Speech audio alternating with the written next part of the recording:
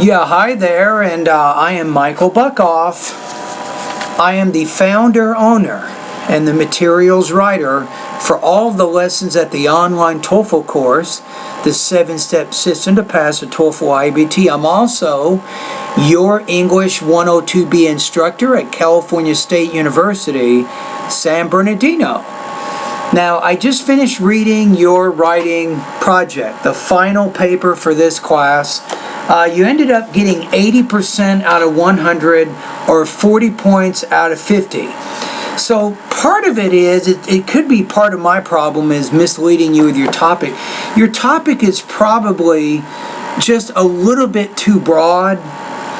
I mean, you talked about all kinds of different things relating to gun control, but if you looked at a specific gun control law, just one, and then you talked about why people favor or oppose this specific law, and the whole essay just focuses in that area, that would have been a lot more specific than what you did. You're talking more about California gun control laws generally, but it'd be better to focus on just one.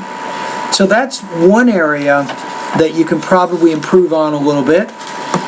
You also had some minor problems with language use.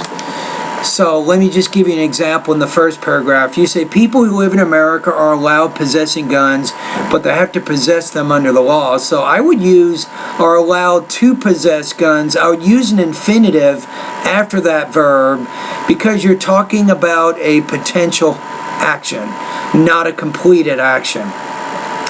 So it's more common to use infinitives to talk about potential events. It's more common to use gerunds to talk about completed actions. So you see what I'm saying there? So another example is in paragraph 2. This is very difficult to understand, but you said near the end of the paragraph on page 1, paragraph 2, U.S. Constitution does not have the basis that who judges the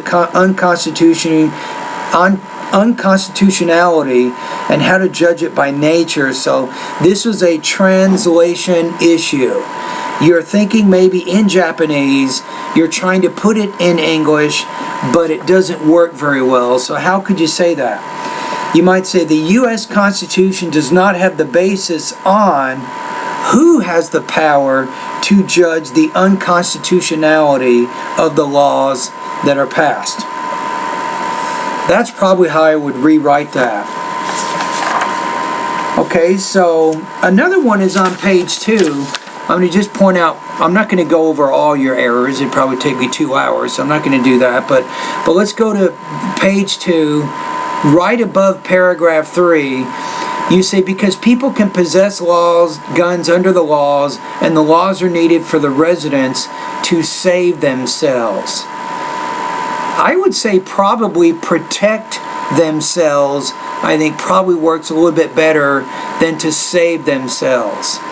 So sometimes when you're writing your ideas, you're not always using the right word, or you have some grammar translation issues going on between Japanese and English.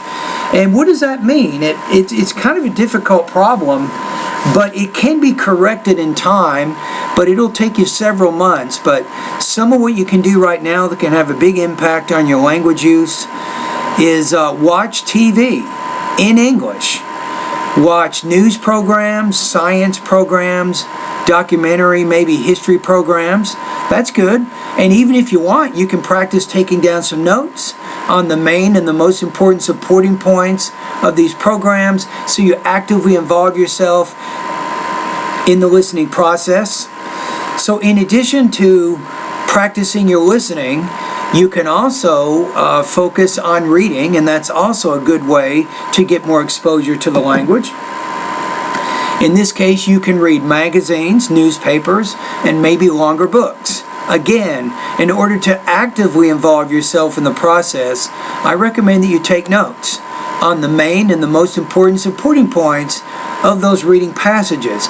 And remember, focus on kind of the main ideas. You don't have to worry exactly if you understand every word that you see, but you're just trying to focus on getting the main points of those reading and listening passages. And by taking notes on those passages, you're actively involving yourself in the learning process.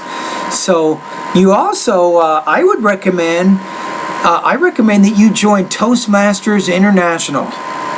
You can find out about the group by going to the internet. You can go to toastmasters.org. If you're not sure how to spell it, TOASTMASTERS, toastmasters.org. And there is a club in San Bernardino. And I recommend that you join the club, and then you can show up and speak. Every time you show up, they will make you give some type of presentation. It's a great way to network and meet people in the business community, and you will improve your speaking and your leadership abilities, I think. So you can't go wrong there. So I would recommend that for you. So join Toastmasters. There are organizations in San Bernardino today, and you can start going to these meetings to practice your speaking and to learn leadership skills. All right, anyway, thank you for completing the writing project. Happy holidays to you. I hope you have a great break. Remember, though, use English as much as you can over the break. This is very, very important. All right?